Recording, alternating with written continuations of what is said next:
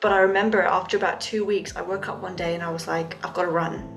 Mm. I've got to go. I've got to go do something. I have to run. I had so much energy.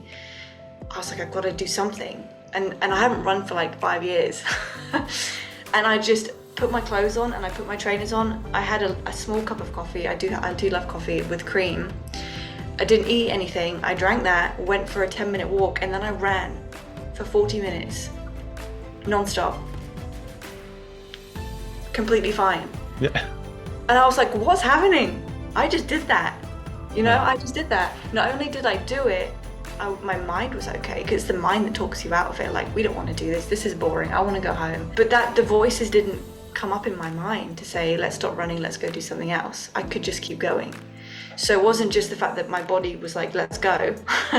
It was the fact that my mind was completely on board with that.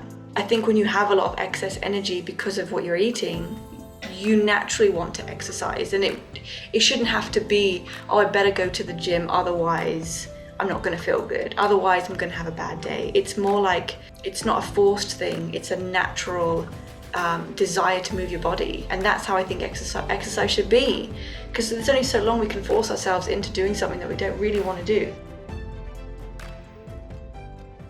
Welcome to the Plant-Free MD podcast with Dr. Anthony Chaffee, where we discuss diet and nutrition and how this affects health and chronic disease, and show you how you can use this to optimize your health and happiness, both mentally and physically. Hello, everyone. Thank you for joining another episode of the Plant-Free MD. I'm your host, Dr. Anthony Chaffee, and today I have a very special guest, Miss Laura Bird, who is joining me all the way from Sydney. So, Laura, thank you so much for joining. Thank you for having me. Oh, you're very welcome. So for people who haven't come across you or come across your work, can you please tell us a bit about yourself? Yeah, so I'm a relationship and dating coach. Mhm. And I've been doing, work in that area for a while now. I've been doing sort of self-help and self-healing for about 8 years. And I basically work with couples, or, sometimes I work with people individually if they want to sort of start moving their relationship forward or fixing their relationships. Kind of work with them to look deeper in themselves, look deeper at who they are as men and women. And I'm a big advocate for women being in their feminine, Mhm. relaxing, softening into feminine energy, and men being masculine and, being more assertive and driven and intentful, which, switching to the lifestyle that I am on now with this food actually really helps serve that message, Yeah. which has been great and very unexpected. Hmm. Oh, Yeah. very good. So, to that end, you recently came across a carnivore diet and tried it out for yourself. How did that come about? How did you come across it yourself? Well, luckily I had a friend who was doing this diet for quite a few months, and she recommended it to me because I was raised a vegetarian, so I didn't eat meat until Mm. I was 15, and I probably ate meat for about 10 years, and then I went vegan. Mhm. And I was vegan for about 6 years, and oh my goodness, I was so unwell, and it just was getting worse and worse and worse. And it's such a mind trip, because you're being told, like, you're being brainwashed and being told this is the healthiest diet, this is there's nothing else that's healthier for you. And yet I was weak, I was tired, my mind was like, it wasn't my own mind. My thoughts weren't my own thoughts, and it got really scary. Like, I would actually, for the last 6 months of being vegan, I thought there was a voice in me that was like, you're gonna die. Like, your heart's just gonna stop and you're gonna die. And you actually get used to that voice. You don't even realize that that's a voice in your head until it's not there. So I could never get my iron levels up. I didn't want to have to take supplements. And even when I did, they didn't make that much difference. I didn't have a healthy lifestyle. I couldn't exercise. I couldn't even walk up the stairs without being so out of breath. And, I was depressed and I was anxious and I was scared of everything. And I just hit rock bottom. And I messaged a friend of mine in America, and I told her how I was feeling. And, she was vegan and raw vegan for a while as well. And she said to me, well, do you know Anthony Chaffee? Do you know Ken Berry? And I'm like, no, like, enlighten me. Who are these gentlemen? And she said, well, I went from vegan to carnivore, she said, and all my health, like my health started to get better, my thyroid started to get better, I started to get my energy back. She said, maybe you should look into it. And you know, when you just kind of know, like something in me said, oh God, please, anything. I'll do anything. I'm desperate. I don't care. Vegan minds everything out the window when you're that desperate. Mm. And and so that's what I started to do. I started to bring meat back into my diet, I'd never eaten a steak in my life, Mm. so I didn't know what I was doing. But I cooked one and I ate it, and my whole body just went, "Thank you so much, thank you." Like the nourishment, you could feel it go through your veins, and I felt it in my bones. I was just like, "Oh my God, this is life." Mm. And so I started doing that. I started having steaks for breakfast, steaks for dinner, salmon and loaves and eggs, getting eggs in, and I didn't do carnivore for very long then. I think I did it for about maybe a couple of weeks, and then I was like, well, I should eat vegetables, right? I mean, that's what they tell us. I should read the voice is like, yeah, but Laura, you can't just eat meat and butter. Like you have to have broccoli and you got to get, spinach and all this stuff. And so I started adding that back in, and then eczema, psoriasis, anxiety, all these things just came back. And so 4 months ago, I just thought, you know what, I'm sick of being sick. I don't want this anymore. I have my energy back. My iron levels are fine, but there's something in me that's not okay. It's difficult to explain it, but there's like a cloud, and we're so used to it. And so I thought, I'm just gonna try carnivore, Yeah. and it's just been the easiest. It just feels like such a relief to be eating this way. Mhm. It really does. Yeah. Yeah, Oh, that's amazing. yeah. It's wonderful to see people like yourself and like your friend who have come from a plant-based diet, veganism, vegetarianism, Mm, and then be open-minded enough to sort of switch and go like, oh, this goes against everything I've always been told. However, things aren't working the way that I've always been told. And so maybe try something else and then getting, drastic improvements in their health, which is great because the detractors, especially the plant-based detractors, they say, well, the only people that are improving when they go to a carnivore diet are the ones that are converting from like the standard, processed food diet, eating a bunch of junk food and things like that. And I keep telling them, it's like, no, actually, it's people that are plant-based that are following your advice and doing everything right, and it's hurting them because it's a bad diet. It's not nutritious, and it has harmful substances in it that aren't good for you. mm. Yeah, Yeah. yeah. Well, when my friend first said to me, vegetables are poisonous, Mm. I was like, what? Yeah. Wait, what? Your brain, because we're told, like I always say to people, go against what you're being told in society and you'll be healthy and well. So if they say don't eat red meat, you probably need that every day. And if they say eat vegetables, you probably don't really need to eat them. I always kind of think just go against what they're telling you and then you're gonna win. Yeah. You'll win. Yeah. So yeah, when I first heard that, I was like, that can't be right. But then when I started looking into what you were saying and what other people in your field were saying, I was like, oh, that actually kind of makes sense because whenever I eat them, I don't feel well. Mm. My stomach would bloat and I'd feel heavy and I'd feel tired and and I don't want them anyway. I don't want them. There's no part of my body that's like, yes, carrots, like, yes, Yeah. spinach, let's get, it's more just like, okay, I better be a good girl and do what I'm told rather than what my body's asking for because my body was asking for steak, my body was asking for fish and omegas. It wasn't asking for vegetables. It was saying, please, I don't, when I was vegan, I barely ate anything because they put these, I mean, here in Australia, it's actually very, I'd say vegetarian based, Mm. vegan vegetarian based. And they put these Buddha bowls in front of you with all this cabbage and spinach and quinoa, and I'm like, there's people around me eating it, and I think, how are you excited about that? Like, what I used to think there's something wrong with me because everyone there is like, oh yeah, this is so good. I'm like, Mm. really? Am I broken? Because I'm like, I don't want this. I don't want this at all. Like, there's nothing in me that's like, yes. So I do feel like we have it in us. Like, it's very important to listen to what your body is asking for. And my body was asking for meat most of my vegan years. Mm. I just ignored it. Yeah. Yeah. Well, I'm glad that you talked to your friend and then came around. So that sort of raises the question. what are some of the health issues? Well, as much as you'd like to share, some of the health issues that you were going through that, and how did they change or come around, or maybe some are still persisting since you've gone carnivore? I actually have a list on my phone. I don't know if I actually still have it, but when I first started Wow. when I changed it, I won't read them all out because it's quite a long list. Oh, But wow. it was, oh yeah, look, symptoms. This is, can you, I don't know if you can see this on the camera. You can see how Oh, long the there we list. go. Oh, yeah, there it is. Yeah. It's a long Oh, list. yeah.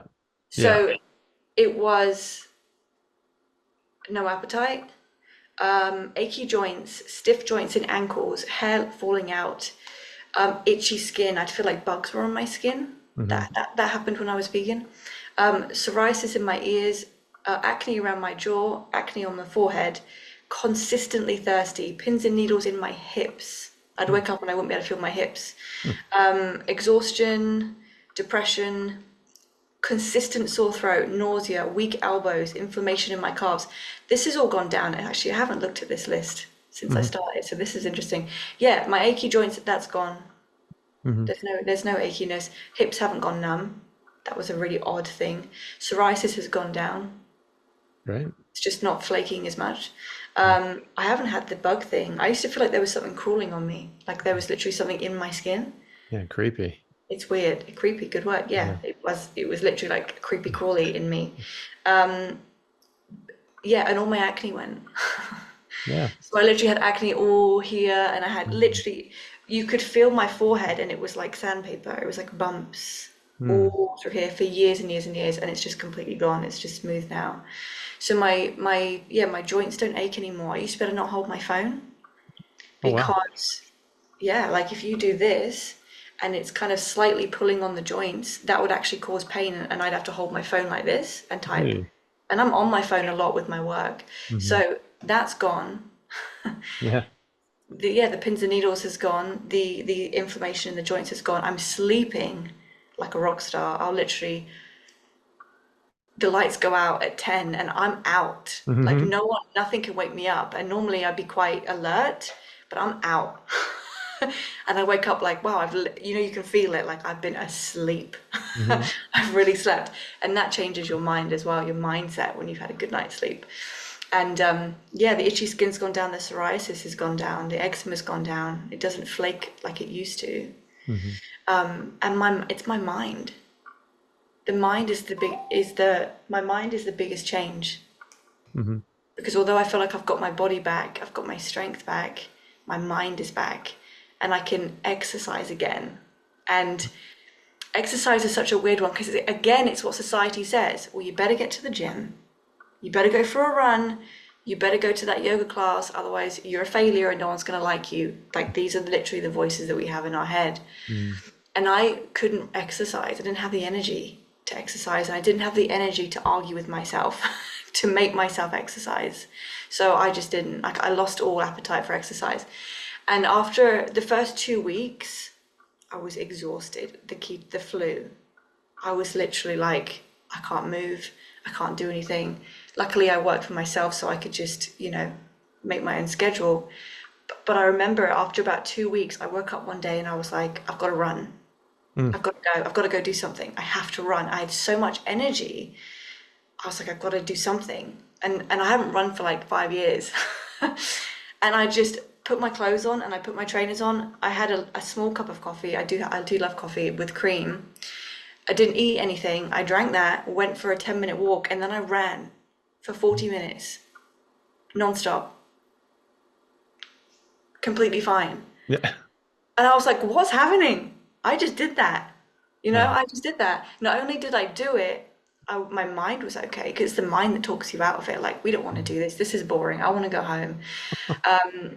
But the voices didn't come up in my mind to say, let's stop running, let's go do something else. I could just keep going. So it wasn't just the fact that my body was like, let's go. It was the fact that my mind was completely on board with that.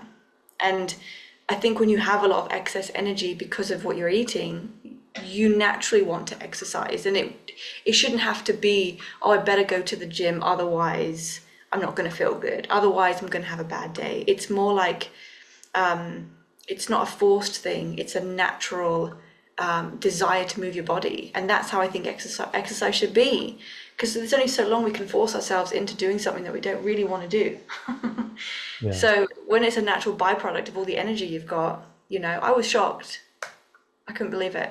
I was like, wow. And I didn't have any achy joints. The next day I woke up and I was like, oh no, Laura, are you going to be able to get out of bed? Is everything going to be like tense and sore? No achiness, like nothing. I was shocked. Mm-hmm. Nothing. So I was like, my body's recovering. It was okay. And it's such this is how the human body should be working. Mm-hmm. Yeah, absolutely. I, Yeah. I think that's one of the things that upsets the most people online. Of all the things, when I tell them that I don't get sore after working out anymore, some people just get incensed. They're like, "You get sore," they just get so mad, and it's just like, no, you really don't. Like that's a weird one to just make up, especially because it's so easy to just call bullshit on, because people just say, hey, look, I've been doing this for 5 months and I'm sore as hell. Like nothing has changed. That's an easy one to disqualify, but it's true. And when people do it, they just stop eating plants for a couple of weeks, usually about 2 weeks. Then no soreness after they work out. You can injure yourself, but just that soreness, that next day soreness, the 2 day soreness sort of thing, just doesn't show up. Oh, Yeah, it's amazing. And yeah. and as you said, you hadn't run in a long time. So this was like your first run out. You went for like a big run. Like 40 minutes is not a quick run. It's like a jog around the block. That's a long run, especially if you haven't been doing anything in a long time. And to not be sore afterwards is well, it just doesn't happen really in eating any other way. No, I was waiting for it. I was like, well, maybe Yeah. I'll get some DOMs. Maybe we'll give it a few days, and then nothing happened. Yeah. Yeah. Nothing happened. And I did yoga. I'm doing my yoga training. So I ended up I ran on the Thursday, the Friday, Saturday, Sunday. I did every morning I did a 90-minute heated yoga class. And then we did yoga in the afternoon to help each other practice. No soreness whatsoever. And I could just keep doing it. And everyone else was around me was like, oh, I'm tired, I'm tired. I'm like, yeah, I'm not. Yeah. Like, it was just, when you compare, that's the difference. If you're in your own world, I'm an introvert and I'm a bit of a loner. I like just to be on my own. But when you compare yourself to other people and you're around other people and you notice them complaining about being unwell or being tired after a workout, that's when you really realize, I don't have these symptoms. This is not happening to me. You don't realize it when you're on your own. You've got to get out there and talk to people, and then you see the difference, Mhm. you know? Yeah, definitely. Okay. So it's like you were saying, you didn't have those negative voices in your head as well. Did this help your mental health overall as well? Yes, and this is probably one of the biggest things because, like I said, I was raised vegetarian. Hmm. So when I was like 13, 14, I always had anxiety and panic attacks and everything. And looking back, it was probably because I wasn't eating eating meat. Because when I started eating meat at 15, it went away, it subsided, and I didn't click on the connection there. So having meat again, well, first of all, your mind is satiated, your brain's satiated, I'm pretty sure. You'll have to tell me, but that's what it feels like. You're nourished, your cells are nourished, your body's nourished. And I didn't realize that there was a voice in the back of my mind saying, like, you're not good enough. You're never going to amount to anything. You can't do this. When I started eating meat and just cutting out the plants, all of that went away. And it was literally like silence. And there was a time where I was like, what? I don't understand. I didn't recognize it. I was like, what's happening? I didn't realize there was so much loud chatter in my mind, in my head, until it was gone. And there was no longer this voice saying, you can't do that. So, when I did my yoga training, for example, and everyone's complaining that they're tired, there wasn't a voice in me that was joining in even with that. There wasn't a voice when I was running saying, oh, can we stop? That just wasn't there. It's so odd because it's like, well, what else do we do now? There's so many other things we can do now because that space is clear. And suddenly these desires to have things, own things, buy things, consume things, that goes away because I'm pretty convinced that the desire for, I mean, look, I love clothes and shoes. My background's in fashion. I can't take that away from this who I am. But in general, like this desire for more, Mm-hmm. I think it's just because we're hungry. Yeah.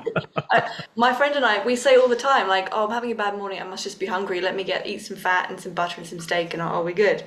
Um, this even when I do my work with my relationship coaching, a woman's desire to be seen and heard by a man, or his desire for her, like all these different things that are actually unhealthy in the relationship. If they're nourished, these things go away. I'm telling you, they go away. Suddenly, she doesn't need his attention 24/7, which he can't give her Hmm. anyway. So it's like, well, go and eat a steak and then see how you feel. Maybe you won't need his attention as much because no one can give you 24 hours of attention. And for him, all these things that he thinks that he needs in order to be a man, again, it starts to subside. There's a confidence that comes out in the man and the woman. And the woman, her energy just softens, because I teach a lot about women being peaceful. Men are asking for peace. They're not asking for emotional women, right? They're not. I don't know any man that's like, yes, give me a woman that's really overly emotional, right? I don't know any men like that. I've never coached a man that's asking for that. So they're asking for peace because peace is a woman's natural state of being. And when she goes to this lifestyle, the peace comes out. There's just peace. It's like, I'm not going to argue with you.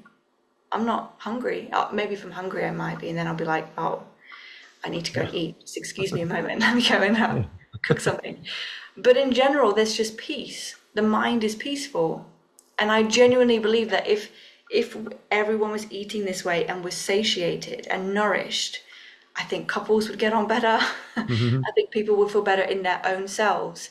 And we wouldn't have so much gluttony and greed, and all this sort of consumerism would just sort of die away. Because when you're not nourished, you're going to have addictions. You're trying to feed, and you need something. Absolutely, you do need something. Hmm. But it's not a cigarette, and it's not another woman, and it's not, that relationship. It's your body's hungry, it needs nourishing.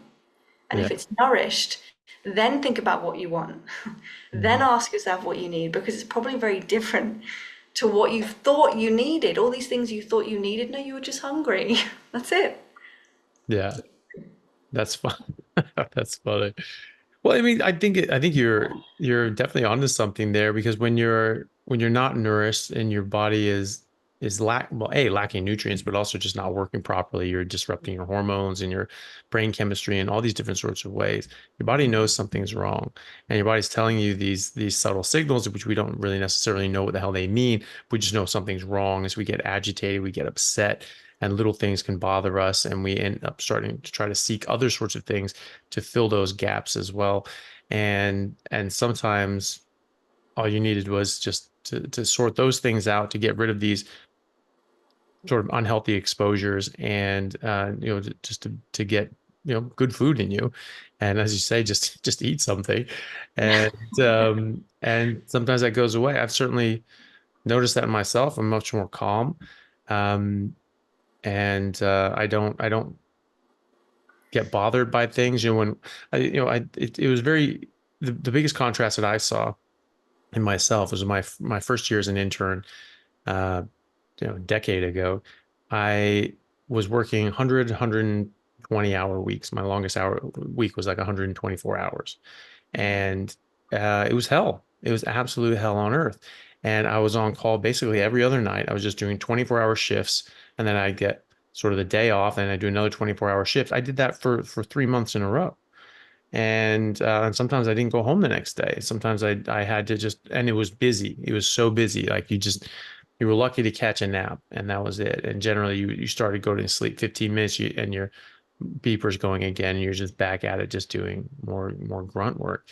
And it was awful. I absolutely hated it. It just was just like, nope, nope, this is awful.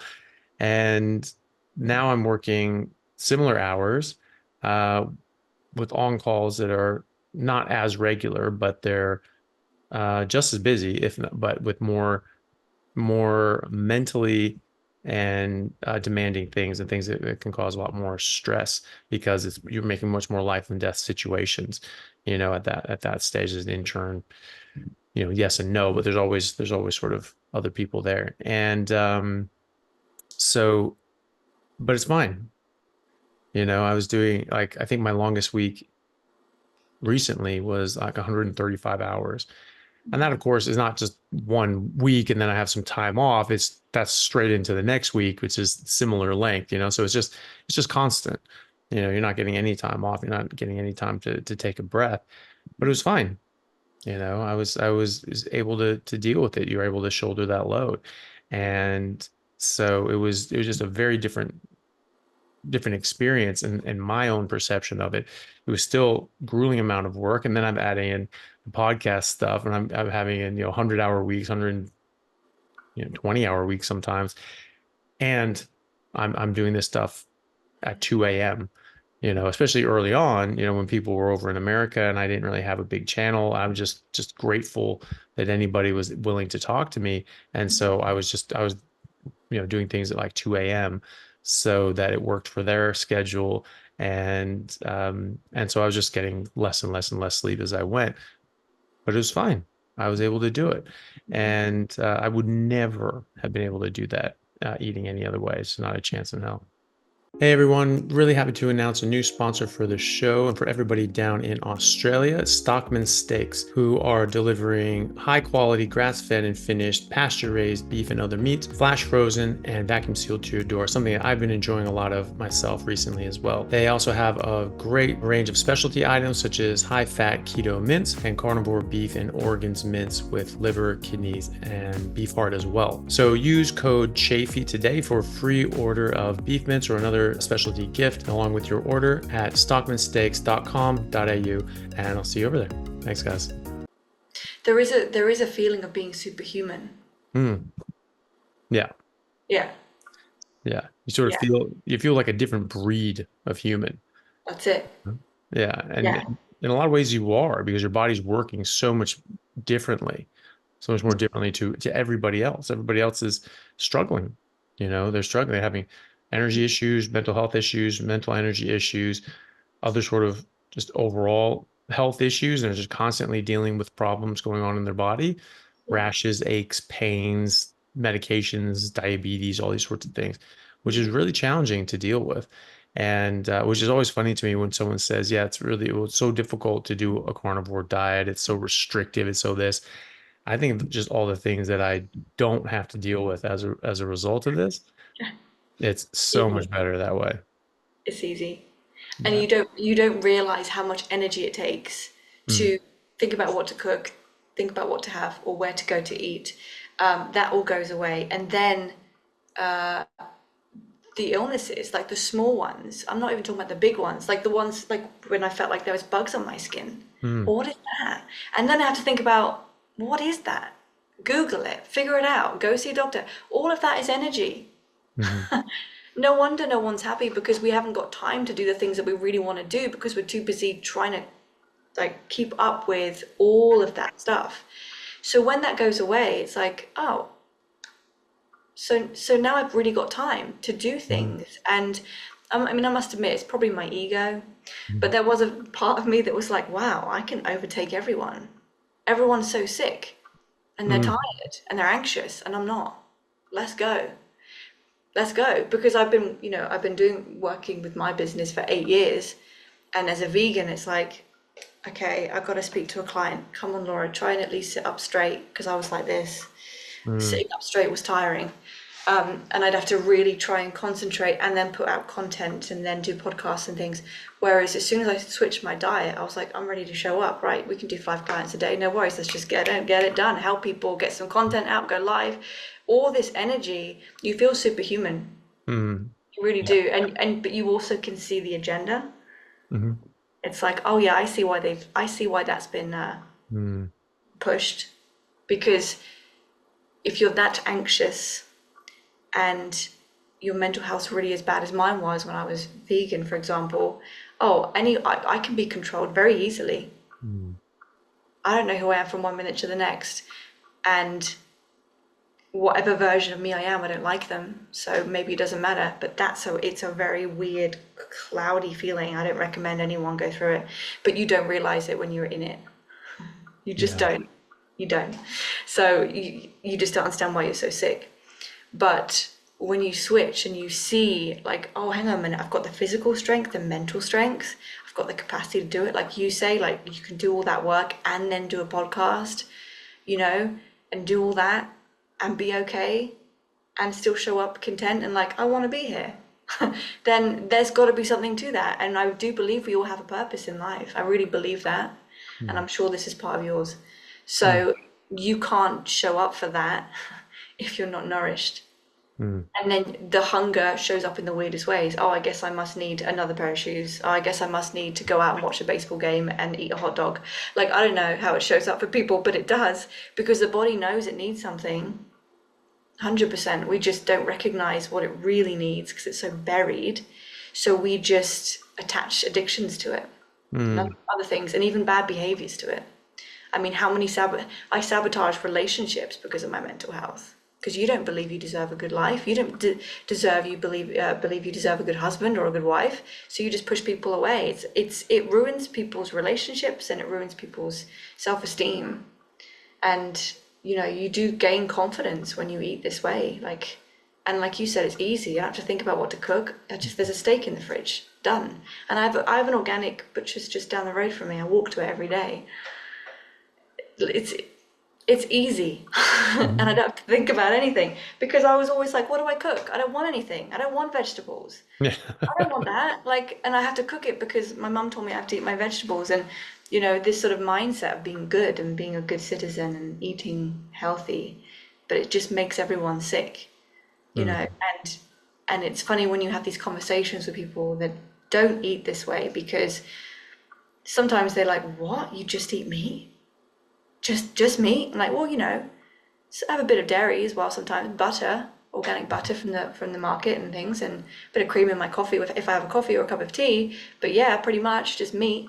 And they're shocked, and yet I can tell there's a voice in them that's like, well, that just sounds quite nice actually. Yeah. As they're eating their salad and their stomach's bloating out like this, and they feel tired and sluggish, and I've got energy, I'm good to go. Because you don't get that fullness in the stomach. You get a fullness you get the satiation. You feel you don't need any more food. You feel really satisfied, but you don't feel bloated and full. So you can just keep going. None of this afternoon nap. Don't need any of that because my body's not struggling to digest anything. But that's another lie. Or isn't meat the most difficult thing to digest? I don't know where that came from. No, it's the easiest thing to digest. Yeah. I remember seeing that first in the movie Beverly Hills Cop. And the Judge Reinhold character is like an 80s movie. And it was just this one-off scene. He's just walking around. He's like reading this magazine or something like that. And he just looks over at them like, did you know that by the time you're 30, you have 10 pounds of undigested meat in your colon? Oh, and he walks off and it was like, all right. And then it was just this one-off thing. Like, well, that was a weird thing to say, but it plants that seed. And then people say, oh yeah, you can't digest meat. You can't digest it. Oh, it just, it sticks in there. And I remember thinking that as a kid, I was like, how is that? It's a tube. It's a one-way tube. There's not like any blind, offshoots or anything like that. Some blind corridors they can just get stuck in. It goes out. And so if you don't digest it, if you don't absorb it, it just goes out. And that's what they say about fiber, is that you can't digest it. You can't break it down. So that helps peristalsis, and that helps relieve constipation. So wouldn't the same thing be true of meat? No, meat causes constipation because you can't digest it. Hold on a second. I thought fiber cured constipation because you couldn't digest it. It's like these internally inconsistent arguments from the same people, but it's very strange. And I mean, there's a lot of reasons why I think that people are pushing this, financial, monetary. But I totally agree with you that there are people out there that are trying to keep people sick and miserable because it's easier to cow them. It's easier to control them. And you have the same people saying, we're saying, hey, look, the research is out there. The evidence is out there. Try it for yourself. Do your own research, which used to just mean get an education, educate yourself, learn something, which used to be a good thing. It used to be a positive thing. And now people are saying, no, don't do your own research. Just listen to what, teacher tells you.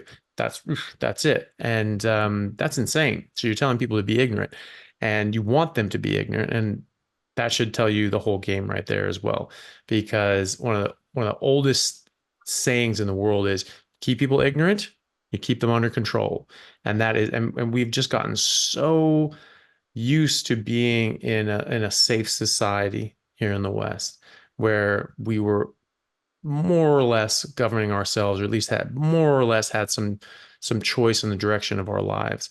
We weren't living in oppressive autocracies, which were every other country on earth since the dawn of civilization, apart from a few bright spots here and there. And we were in one, but it's fading. And the totalitarians, they never went away. They've just been pushed into the shadows, and now they're starting to make a resurgence, and they're trying to get that power and control back. And if you look back thousands of years, one of the things, one of the hallmarks of an oppressive society or a tyrannical government and ruling class on their serfs, peasants, plebeians is they limit the meat supply. They limit meat. They make it very difficult to get. So the British did this to their serf class. They certainly did it in Ireland and India, and even the Romans did this.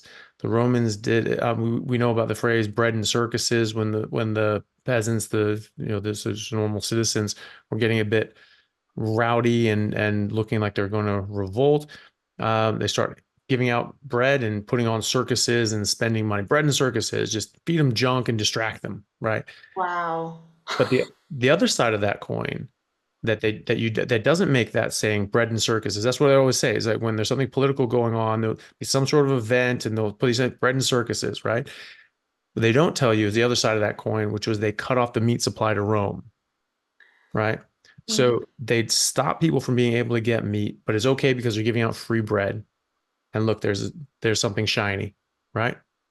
Shut it right down. That's how you keep people docile and under control. We've been doing it for thousands of years. This has not been lost on these people. They have classical educations. We are trying to dumb down society, but they got that classical education that they're trying to withhold from everybody else, and they know exactly how to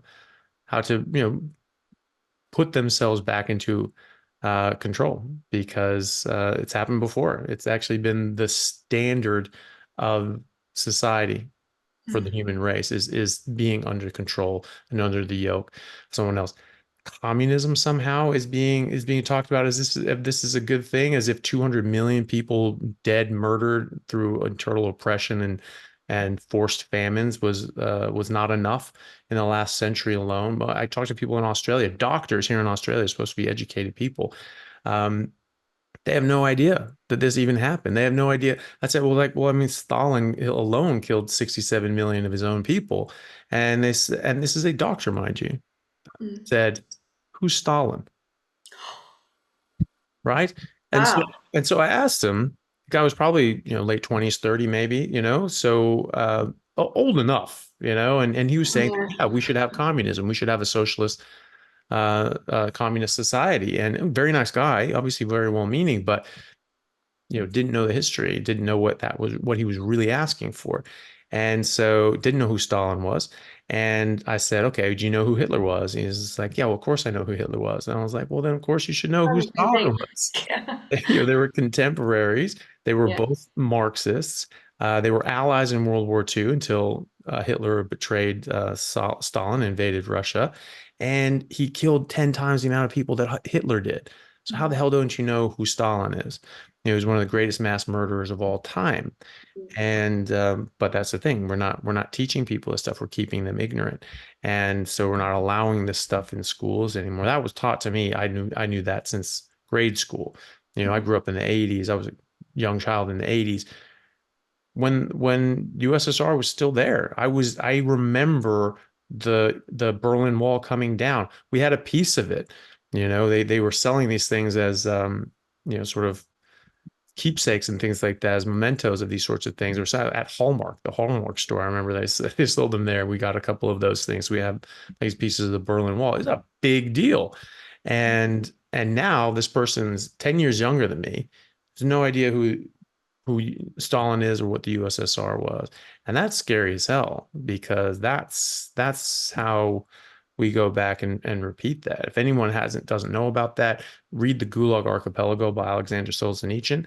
Whatever you think the depths of depravity and evil that humanity can ever stoop to, whatever you think that is possible, it doesn't hold a candle to what actually happened and took place with normal people on a daily basis during the USSR and their gulags and slave labor encampments. They're still existent now in China, and we have mass murders of people like the Uyghur Muslims in China, and it's like 1.5 million people or something like that got put in these slave camps, and probably a lot of them murdered. And we heard about this. It made international news, and it just sort of went away. And it's just like, why are we as free nations entertaining, any sort of trade relationships or any sort of friendly diplomatic status with a country that still enslaves its people and has slave camps and these gulags, these forced labor gulags that they work people to death and murder them, it absolutely blows my mind. It's the same argument as with the USSR. No, they're just too powerful. They're just too big. We just can't afford not to just go with them. We just hope they're nice to us. That's what we said about the USSR, And then when we really started to go and say, no, we're going to show you what we can do, and that this isn't going to work for you, and the USSR collapsed, right? Well, now we're saying the same thing about China. Oh no, we couldn't possibly. Yeah, you can possibly.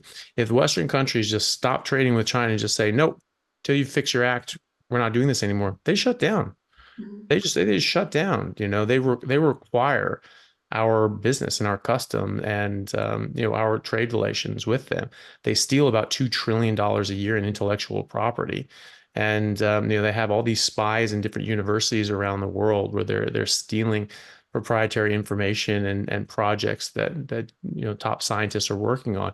There's something called the Confucius Institute that is, it sounds all nice. Well, Confucius, what a nice guy.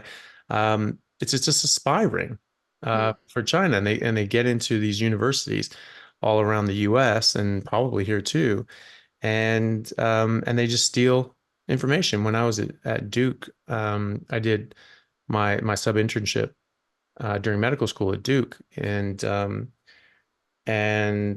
around that time, I don't know if it was exactly that time, there was one of these students. It was like sort of went in as a grad student, and then all of a sudden, just one day, just wasn't there, didn't show up to work, and the lab was ransacked, and all this data was taken off the computer, and they were just gone. They were just out of the country, and that's what they had done. There's this professor who had been working on this new piece of technology that was super top secret, and they infiltrated it, took it, stole it, took off.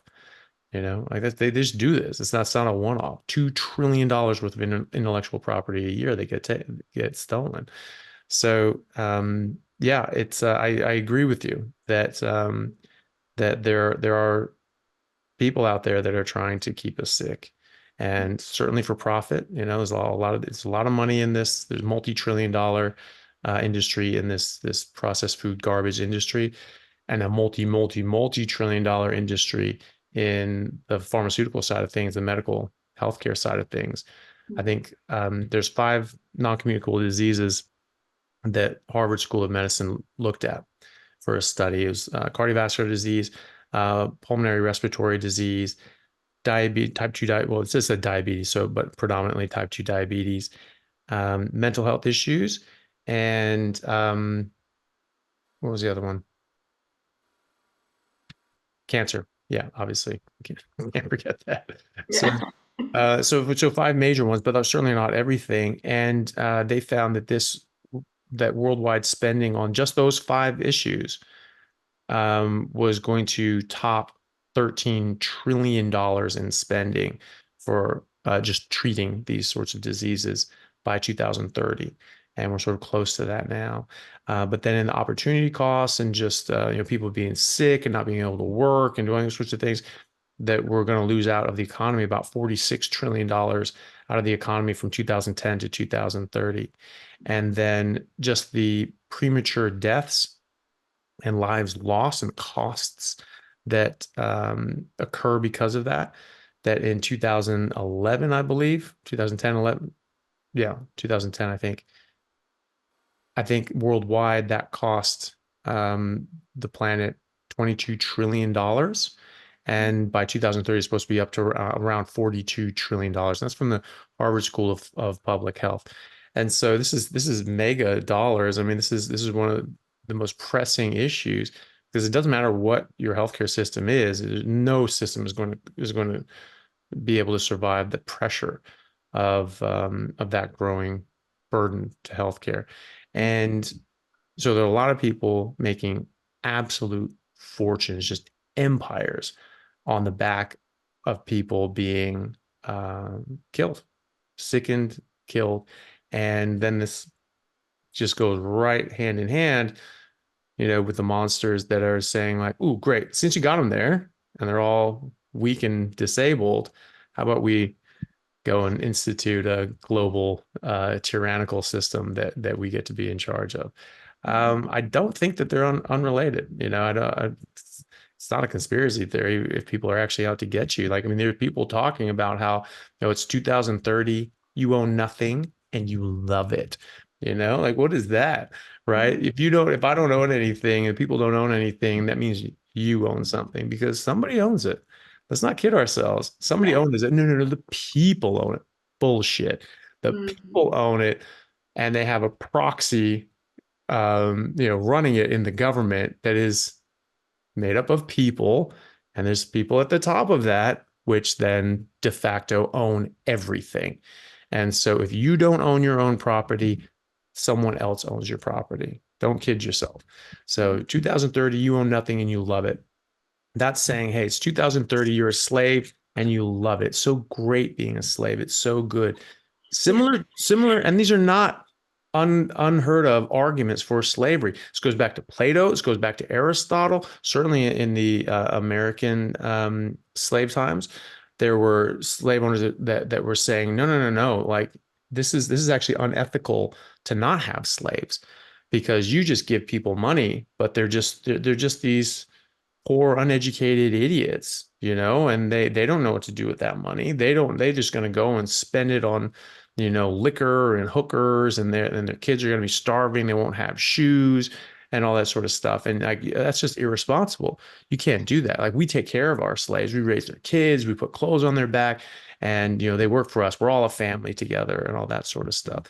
And that's the arguments going on now. It's like, oh no, you couldn't possibly run your own life. You couldn't possibly ever be an adult. You need to live in your mom's basement for the rest of your life. And, that's what we'll do for you. And we'll just, and you own nothing and you love it. It's just so great. No, it's slavery, and it's miserable, it's misery, and it's been the state of humanity since the dawn of civilization. And you'll know it when it's gone. I mean, like you said, you don't really know when these little voices are out of your head. You don't even know that they're there until they're gone. You don't even know what freedom is until you lose it, and you will never, ever, ever forgive yourself for giving it up once you have. Yeah. And getting sick is losing most of it. People don't realize until they get sick. Absolutely. Yeah. And that's the only thing that's the only thing that's going to be in the forefront of your mind, is to find a way to become well. Because, getting sick is you'll lose everything. And so, I mean, it's interesting that you say this, because it's, I'm pretty sure the whole world to me is like a slave camp. And they've taken, like what I remember studying, like the Holocaust and stuff, and Nazi Germany when I was in school, and what they would feed the people in the concentration camps, it would be like these just grains, just to keep them, alive. But they don't have energy, they don't have their mind, they don't have anything, because you can't function on that. And if you look back even just, I don't know, 150 years ago, especially in England, which is where I'm from, the upper class families, they'd be the ones having the red meat. The royal families, the upper class, they'd be eating the red meat. And then you had the middle class that would have the grains and the chicken. So they'd have meat, but chicken is a whole different ball game to red meat. So it's like, it's good, but it's not gonna be your red meat. And then if you didn't have anything, if you were poor, it was bread. bread and grains. And yet, look, you have to admit it's clever. What society's done, what the agenda has done, is gone, let's make that let's take that and make that a selling point. Let's tell them that diet of the bread and the grains is the healthiest diet in human history. And let's come up with some research. Let's just chuck some numbers out, because they'll just believe us anyway. Let's chuck that out and keep telling them that it's good. And even when they're eating it and they feel tired and anxious and depressed and they've got no energy, we'll just keep telling them it's the right thing to do. And we'll keep selling it to them. And then not only that, those that still want to eat meat, let's shame them. Let's make them feel ashamed of themselves for wanting to eat meat. And let's do different things to make them feel that way.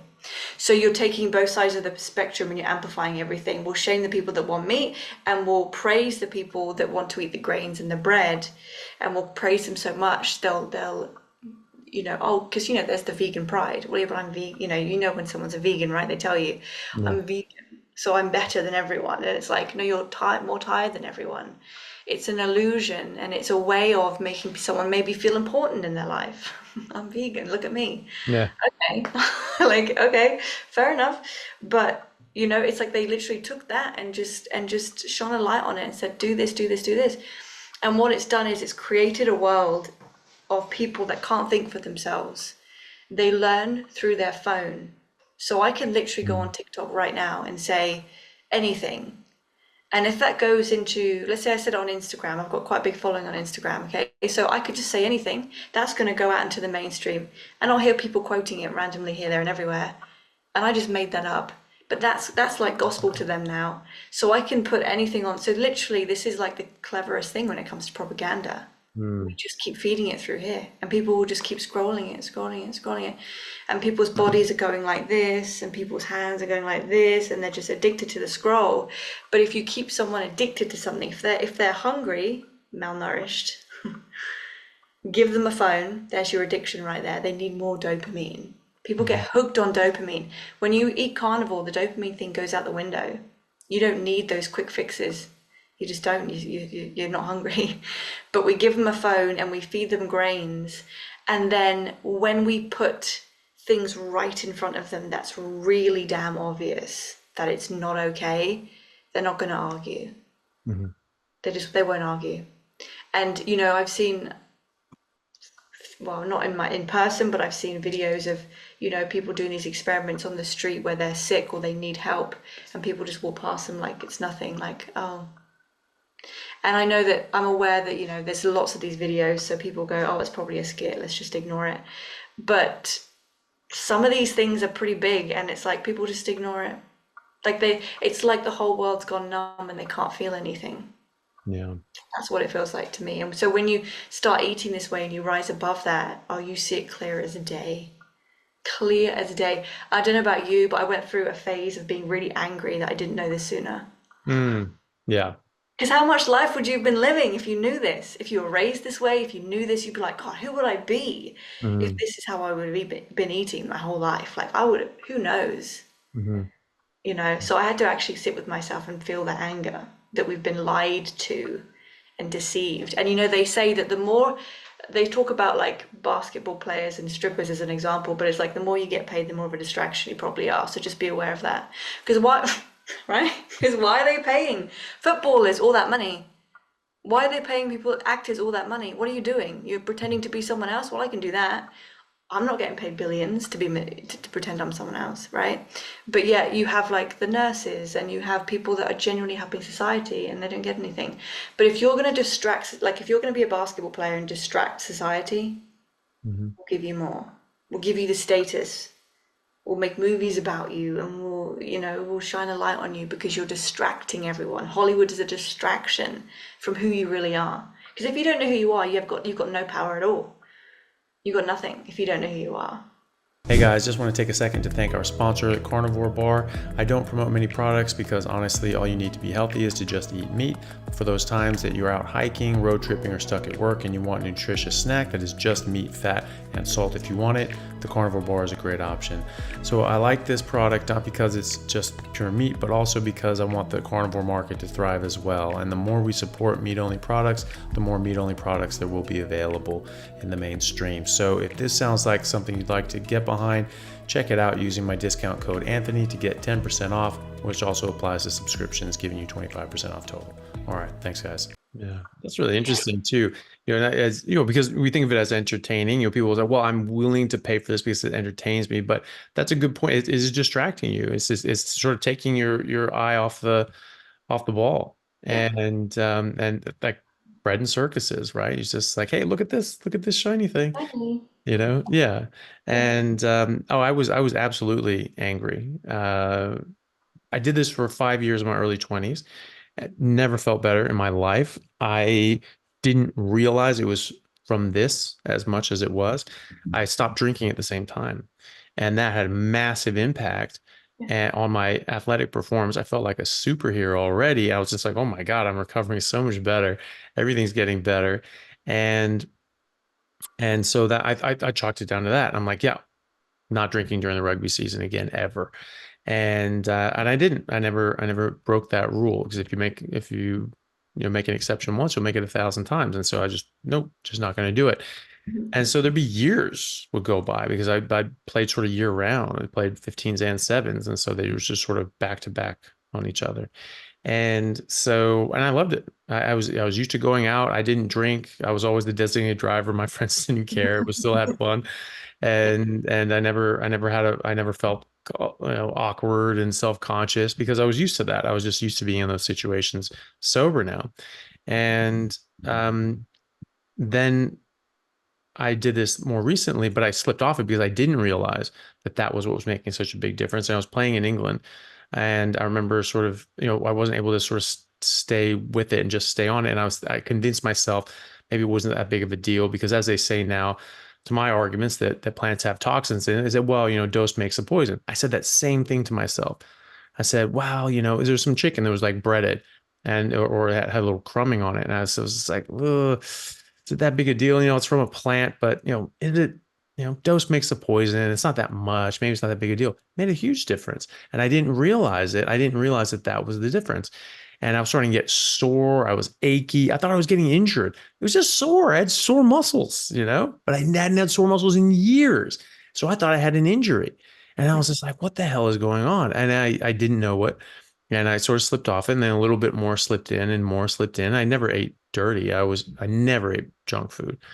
I ate a lot of meat, and then, whole foods otherwise. I'd eat a salad because I had to, and I'd eat some bread or something like that to sop up the meat juices or have, something like that. And that was it. And often I didn't actually have any bread or carbs at all. It was just, I ate meat, and I'd throw a salad together because you're supposed to have salad, and that was it. And I felt like crap. I just felt like absolute garbage. And then I was 38, and I go back to this. I just cut out the veggies. I wasn't eating carbs, and I just ate a lot more meat. And in 2 weeks, I felt like I was 22 again, and I was like an absolute superhero. And I was furious because I looked back at the rest of my life, and I realized, except for those 5 years, I've felt like garbage, and I shouldn't have. I've been robbed my birthright. I should have been feeling great the whole time. I should never have had mental health issues. I should never have had these weird little, issues and aches and pains and tiredness and asthma and all these. They should not have existed. And I should be 6 inches taller and 50 pounds heavier of lean muscle, and just been, absolutely killing people. And, and that really bothered me. So yeah, it definitely bothers me. How you were saying about in England, how it just sort of stratified out, with like the upper class would eat red meat, and then down would eat chicken, and then a lot of grains. Yeah, I mean, I was just thinking back on how it was set up with like the serf class as well in Europe as well. It was like, the commons were for the common folk. That's where you grew grains, and that's what you were paid with, really. And you just sort of The serfs were tied to the land. They were bound to the land. They're basically slaves. I mean, they're just slaves by a different name. You sold a property, and the people who lived there came along with that property. It's like that's pretty much a slave. That's Oh, yeah. and so, but you weren't allowed to hunt. Those were the king's deer. Those are the king's woods. You know, commoners out on the common. And so you weren't allowed to have meat, maybe you get some dairy and butter or something like that, but it would cost you. And it was the upper class who ate the meat and went hunting all the time and ate meat all the time because that was their privilege. And we sort of got, with sort of free market systems where people will say, hey, people want to buy this, I can produce this. That makes me money. That helps them. Great. More people want meat. We just produce more meat. Great. And it worked. And, and meat prices and things like that, food prices came way down. And now they're trying to go back the other way. They're trying to make the plant-based stuff cheap as hell. And they're trying to ratchet up the meat. And it's, I think it's exactly for that reason. They're trying to make this cost prohibitive for the lower classes and to keep the majority of the populace sick and enslaved. And like you said, if you're sick, you really don't have any freedom if you're sort of trapped inside your own body and you don't have the mobility and you don't have the mental energy and you're just sick all the time. And you're just like, I can't deal with that right now because I have too much to deal with already. And it's really sad. And I see people all the time in my profession where they live like that all the time.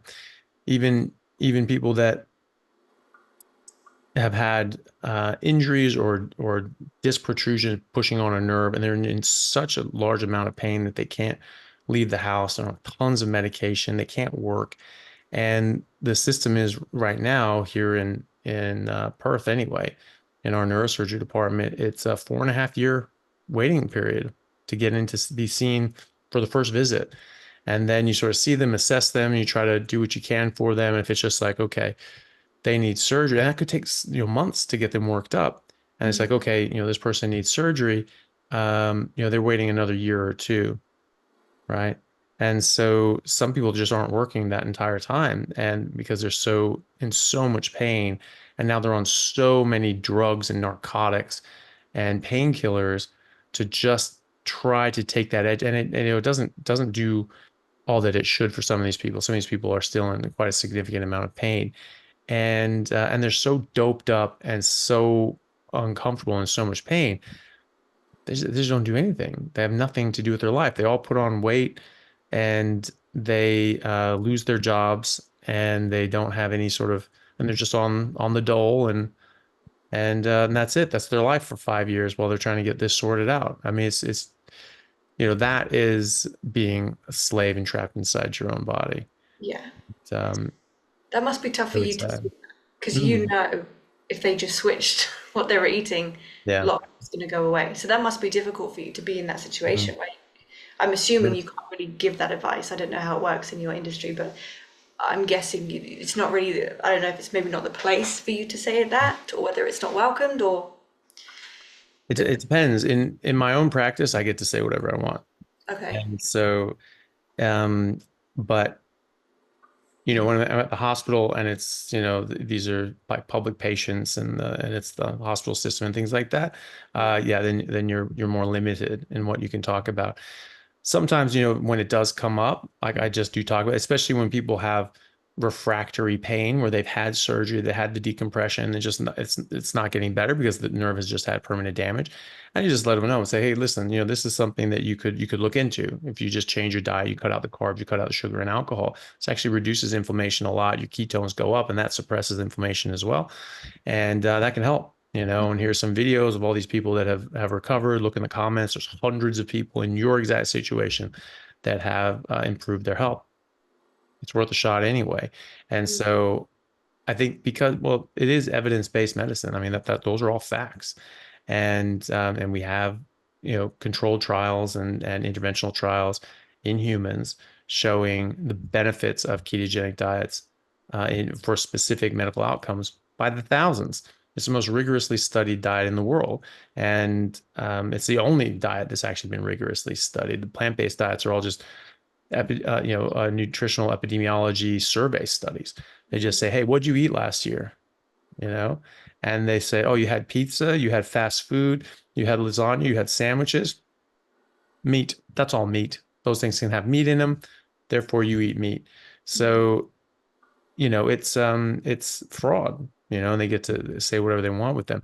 But when you actually do a controlled trial or an interventional trial and you compare that against the standard outcome, you can't mess around as much. It's not as easy to do that. And so the ketogenic diet is really the only one that has been tested as rigorously in as many trials. And that's a meat-based diet because you're getting rid of carbohydrates. What are you replacing with? Fat and protein. Where does that fat and protein come from? It comes from meat. I mean, you could do it with plants, but they don't. None of these studies do because it'd be next to impossible to have you just drinking canola oil and taking massive amounts of supplements and things like that to get enough energy and nutrition. And they just don't. They just don't do that. So all these ketogenic diet studies are meat-based. They're animal-based diets. They're whole food, high-fat, meat-based diets. So it's carnivore with a side salad. It's carnivore light. It's the most rigorously studied diet on earth, won head to head against the DASH diet, is shown time and time and time again to beat against, to win out on all these different sorts of outcomes for like low fat, high carb diets and things like that. Calorie controlled, all these sorts of things, just again and again and again and again. And so, this is evidence-based medicine. And so I feel when I see these patients that it wouldn't be ethical for me not to say something. And, especially things like cancer and things like that. I want to get a trial going, to study this. I mean, there's already, 24 human trials on GBM, glioblastoma, which is the most aggressive form of primary brain cancer. It's also the most common, which is not great. And so I want to get sort of trials with that going because there have been quite amazing success stories of individuals, but also case series and even interventional trials and randomized controlled trials in humans. It's just they're smaller, and so now we need a bigger one. And but there are already major institutions such as Cedars-Sinai Medical Center in America, which is one of the major hospitals in America, who use ketogenic metabolic therapy as a treatment in their arsenal against cancers of all description. And then Paleomedicina in Hungary, they've famously been using this for 15 plus years and having amazing results. And as a first line treatment, not just waiting for them to be just so shattered by chemo radiation and multiple re-resections. That's just like, well, you could always try just not eating sugar, see what happens, and then they end up doing so much better. It's first line. They just get in right in away, like, hey, get on this right away. It actually can be used as an adjunct to chemo and radiation because actually being in ketosis or in a ketogenic metabolic state with high ketones actually protects your body from chemo and radiation, the damages of chemo and radiation, and sensitizes the cancer cells to chemo and radiation. So this is a great thing to add on. I'm not saying you have to only do this. It's not one or the other. You do both of these things. You can absolutely do both of these things. There's some people with GBM where they look at it and they just say, okay, well, I'll take the resection, great, but chemo and radiation, they're going to give me 2 months and extra, and the type of GBM I have isn't really all that responsive. It may not even give me that much, and they're like, I think I'll pass. And so some people are doing that, and there's 3 of them now that are alive, 10 years down the line that I've had on my podcast, and they're supposed to be long dead. I mean, 9 years ago, and so. Is something that I don't feel is ethical to not mention. And when people say specifically, is there anything I can do? Is there anything I can do to help this? Is there anything and they say this, is there anything, change the way I eat? Do I stop drinking? Do I this? Do I that? what can I do? Because they want some sense of control over their life because they've just been handed a death sentence, and they want something that they can say, okay, I still have some sort of control in my life. And the very well-meaning oncologists will often say, no, no, none of that matters. Eat whatever you want, drink whatever you want. It doesn't matter. Right. And I know that they're saying this as like a nice thing of like, hey, yeah, just party, just live it up, just do it. They're not asking for a hall pass Mm. on to go to spring break. They're trying to be proactive in their help and have some sort of control in their life. And you're basically telling them nothing that they do will matter, and they're just going to die no matter what. It's just chemo and radiation will extend your life a little bit, and on average, you'll get 15 months out of it, and then you're dead. And that's devastating for people to hear. Their heads always go down when they tell me that they've been told that, and it bothers me. And so I always say, it's like, of course there's something you can do. Of course what you eat matters. Of course what you drink matters. If you're just as healthy as you can possibly be, you're going to be able to weather the chemo and radiation better. Your body's going to be better able to fight this horrible disease. Of course that's going to matter. And um, and you just instantly they just go like wait, what? And it's not to say, look, you're going to cure this and you're going to be out of here. It's just, of course, you what you do matters, and you give them some sort of control back in their life, and they have it. I mean, this has been shown literally 100 years. There's 100 years of evidence showing that cancer is to do with damaged mitochondria, and then you starve those mitochondria, or you starve those cancer cells of glucose and energy. They just can't meet their metabolic demands, and they die. Yeah. Right? It's called the Warburg effect. We use this for PET scans all the time. You look at cancer cells require 400 times the amount of glucose as normal cells, and so because they have damaged mitochondria, they can't make energy properly, and they have a much higher metabolic demand because they're just constantly turning over and dividing. And so this is what we use this principle for PET CTs. We give them an injection of radio labeled glucose, and we take a CT and see where that glucose went. And you see this little dot here, hot here, here, here, just where all that glucose is just boom, and there's just big hot spots. And those are those tumor metastases. Okay, well, every time you have a bagel, remember that picture, this hot spot here and hot spot there and hot spot there. You are feeding these cancers, and you're just dumping, fuel on the fire. And it's and so of course it matters what you do. Of course it makes a difference what you eat. Of course you have a say in that. And I can't not tell people that when they ask me to my face point blank, is there anything that I can do? Of course I have to say, you know what? It's preliminary, smaller studies, but some people have found that, these principles and all these sorts of things. Here's some resources. You can look into it yourself and find out more about it. I can't direct them on that in that setting because we're not set up to do that, until we get a trial going, which would be, I really, really hope can happen in my practice, because I have a private practice in metabolic health, and just I get to address whatever the hell I want to address. And so I can definitely tell people what I think that they should do, and but otherwise, it's one of those things, like I don't think it's like something that you're going to really get into too much trouble about, because it is evidence based, and you can absolutely you can absolutely back that up. But it's also in Australia, even it actually just this week, diabetes, big main diabetes sort of body in Australia, they've adopted ketogenic diet as a first line treatment against diabetes. So it's mainstream medicine now. This is guideline medicine, right? And so that protects you. And a carnivore diet is a ketogenic diet. So anyone says, "Oh, you're doing this," or no, no, no, this is a ketogenic diet. What did you think a ketogenic diet was? It's meat. That's what it is. And so, um, but yeah, so I don't think you're going to be in too much of have any issues there because it is evidence-based and now it is in the guidelines.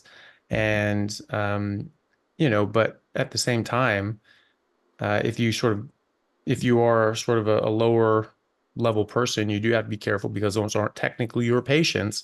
And if the person who's in charge, who is their patient, says, "Hey, I don't want you talking about it," yeah, you're kind of stuck, And so that is their patient, and so your hands are a bit tied there. But there's things you can do. Just say, "Listen, I'm not really allowed to talk about this, but there's other sorts of things. Why don't you just look up some of these things and just take a look?" That's all I'll say.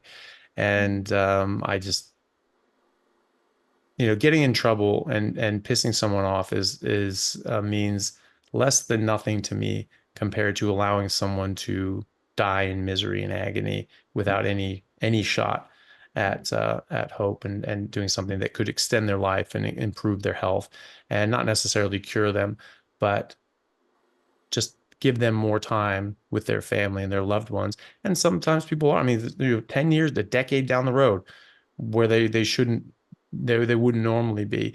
And more people are in this category. And then all these other cancers that are not as aggressive as GBM. People are absolutely putting these things into remission, and they're foregoing chemo and radiation, and they're doing ketogenic metabolic therapy, and they're deciding to do that. And so how could you not tell somebody that? I mean, they have a death sentence, and you just say, "Ooh, my boss might get mad at me." You might need a new boss. I mean, it's just, like Yeah. yeah. But it's amazing how people would rather be sick than give up sugar. Well, there's that too. Yeah. Because I do, because I did keto when I was about 23. I did keto for about 18 months, had all my energy. I put on weight at university when I was studying and I was stressed, so I lost all the weight. I could run, I could do all these things.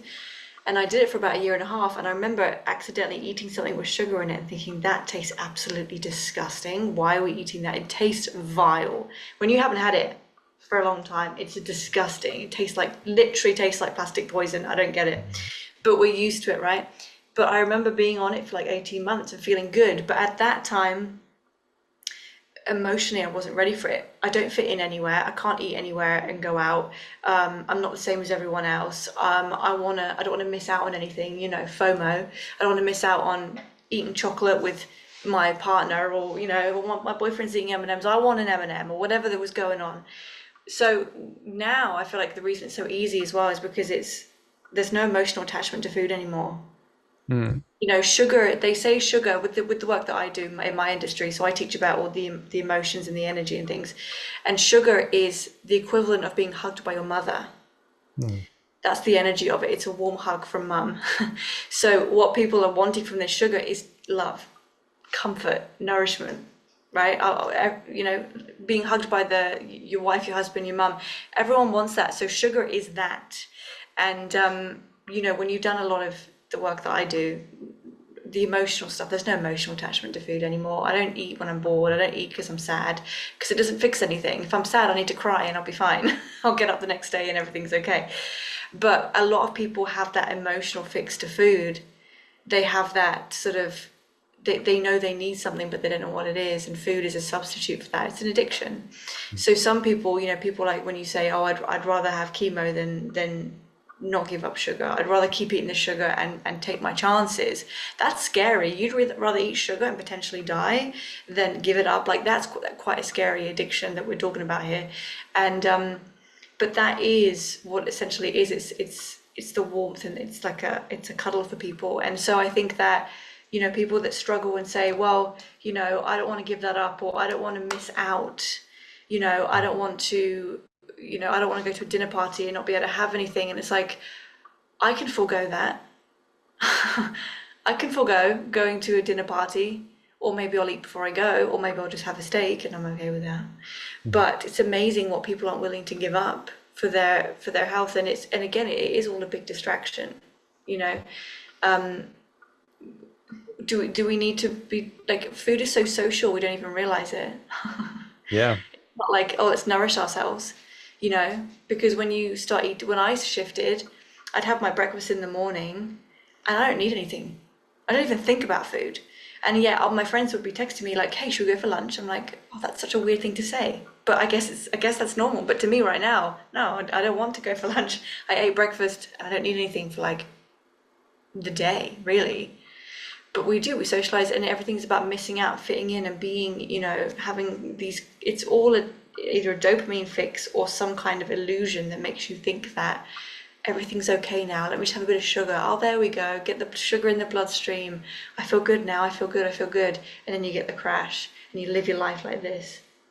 And then you wonder why you're anxious. It's like, nah, like smooth sailing. Yeah. That's life. That's where it's at. It's much better. Where it's at. That reminded me of an actual case study. It was a case series out of Cedars-Sinai, and they had, I think it was around 15 patients. Most of them had GBM or other sorts of neurological tumors, a couple others outside of that. But one person who did have a GBM, and he had been vegetarian before this. And so he went keto, which is, meat based. And he was like, fourth line. He had had surgeries and resections and re-resections and chemo and radiation. And then sort of last line chemo, which is something called Avastin, which is, horrible stuff, but it gives you a bit of extra time. And then they were like, nothing's working.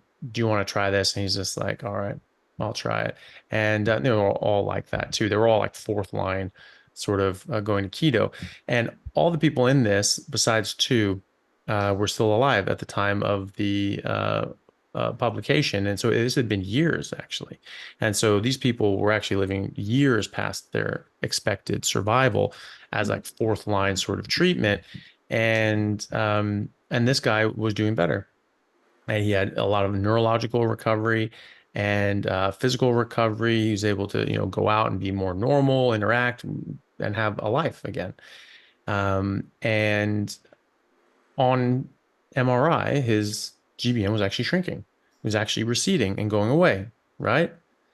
And then after a while, he just said, you know what? I don't like this lifestyle anymore. I want to go back to my old lifestyle and be able to go out with my vegan friends and have my vegan life. And he died, shortly after that. So it just came right back and got him. And that, I mean, like you said, it's just like you'd rather die than not eat sugar and carbs. You'd rather die than not be part of that accepted group of people that eat a plant-based diet. That's wild to me that someone would do that. Maybe they didn't quite realize that was that how significant it was. It's like, well, it probably wasn't that. How could it possibly be? I just not eating. Vegetarian is the most healthy thing in the world. Obviously, that's going to be what's better for me. Unfortunately, he passed away. The other person who passed away also came off the diet, and everyone who stayed on it, they were still alive at the time of publication, to my memory. So it's very sad. It's very sad to see that and see people maybe not understanding just how significant this is. And of course, it's just not, that information is just not out there yet. The public understanding of how significant these dietary changes can be. They just don't know that yet. It's not out there. It's getting there, and people are talking more and more about it, which is why it's great to have people talking about this more and having these conversations and getting it out on their platform and saying, hey, people, this made a huge difference in my life, and maybe it's something you can think about as well. So important, because there's no money behind this. There's no money behind the ketogenic diet. There's no product at the end of this. In fact, a lot of products go away. A lot of junk food and a lot of medicines that are now superfluous go away. And then all these people that say, well, now what the hell do I do? Well, I don't know. People making buggy whips had to figure it out. You can do the same, just go away. We don't want you anymore. We want to be healthy. And so we don't want this sick care nonsense anymore. We want health care. And so, but eventually this will hopefully get out to more people. But it is sad to me when people say that, or they say like, oh, but I couldn't do that. Really? Really? Yeah. Your life depended on it. Really? That's crazy to me. I guess it goes down to like people choose their safety, right? If people feel safe in a social situation, they'll pick that. Mm. People will pick safety over danger, and if a belief system is safer to them, they'll pick that. If being vegan and being in that circle feels safe to them, they'll pick that. So if it feels dangerous and unsafe to go against the grain, and I mean, for me, I've always been a bit of a leader. I just make my own path. I don't care to follow anyone else's. I don't usually like anyone else's, so I'll just find my own. Mm. So for me, it was kind of it took a minute, but I was, like I'm just going to go this way, even though all my friends are vegan, and all my friends are, having vegan dinner parties and talking about how great being a vegan is, even though half of them can't breathe because their iron is so low. Mm. I'm going to go the other way, and I'm going to breathe, and I'm going to exercise, and I'm going to, go against the grain, which is the unsafe path. But to me, it's always unsafe path is the safe one for me, because I always look at like, well, okay, but you're telling me to do that, but you don't look that great. Like if you look at I did the whole ex-vegan binge on YouTube. I made my own ex-vegan video as well, which is floating around somewhere on YouTube. The I abyss. started to, yeah, it's in the abyss somewhere. If you type in Laura Bird veganism, I'm sure it would come up.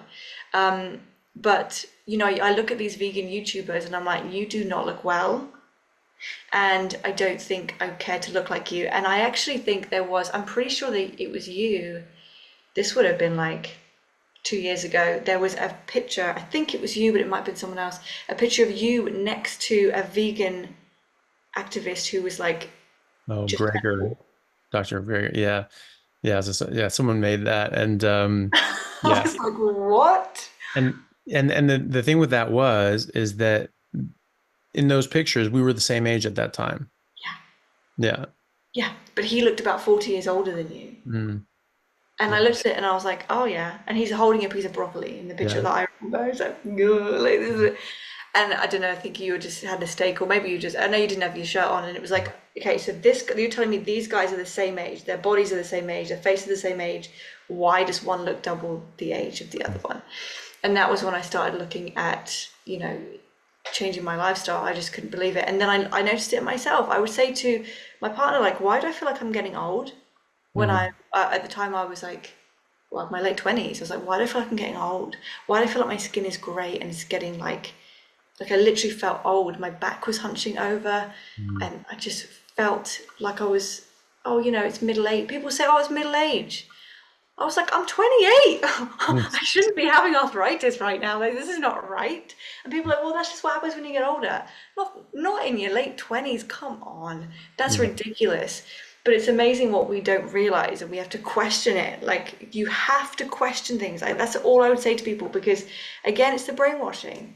But you're eating the healthiest diet. Like, you sure it's not in your head?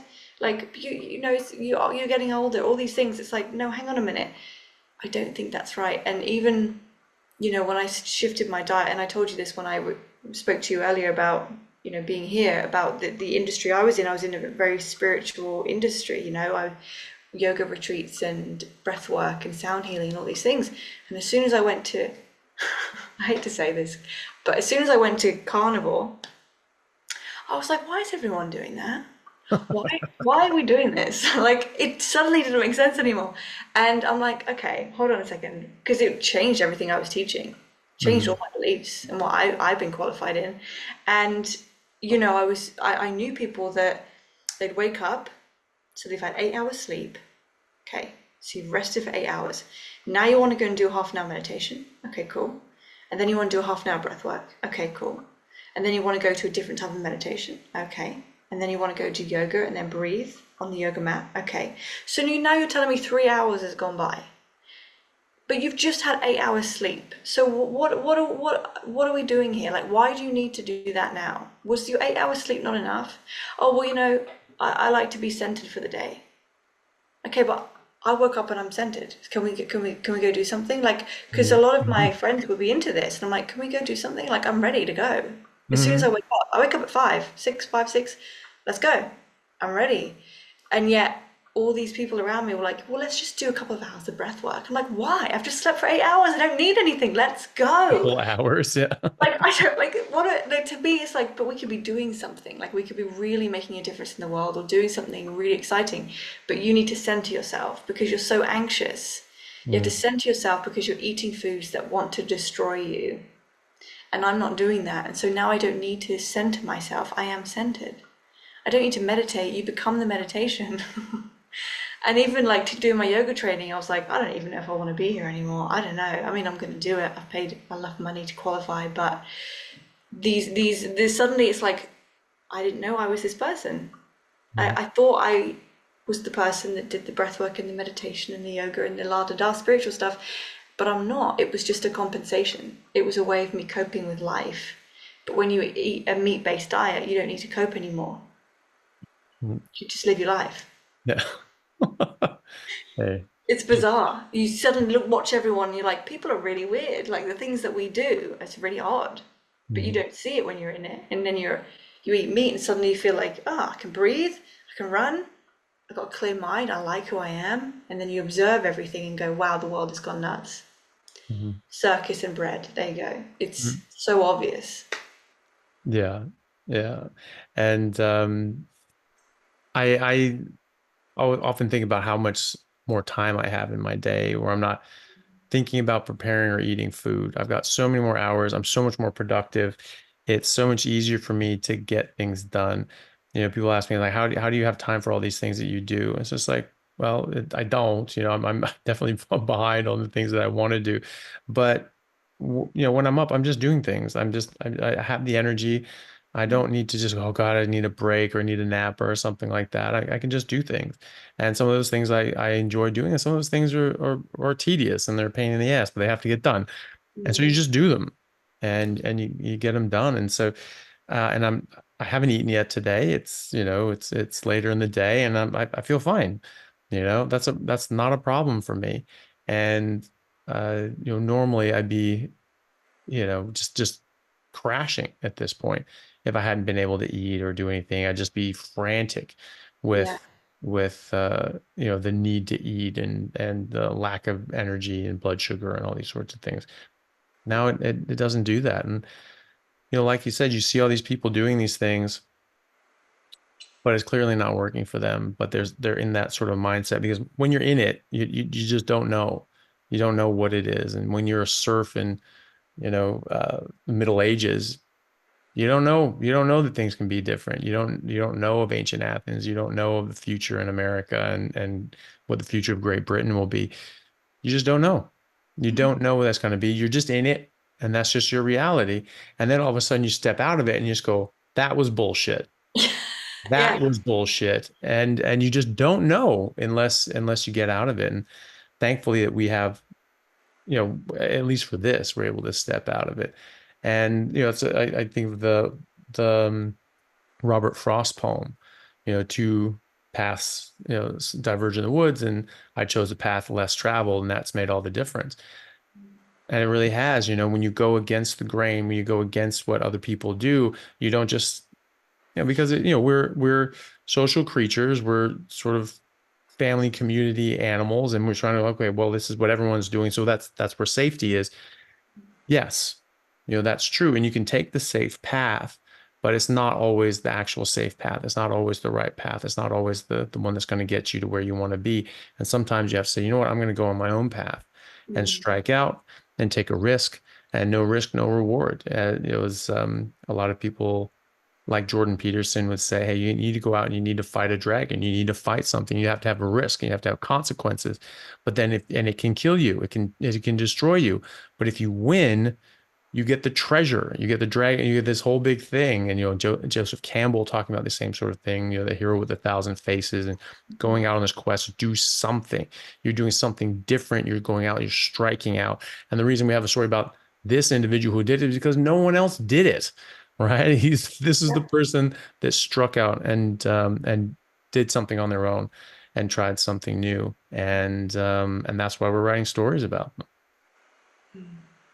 Yeah. Yeah. Yeah. Jordan Peterson is a great person to, Mm, his story is amazing. yeah, Yeah. definitely. Yeah.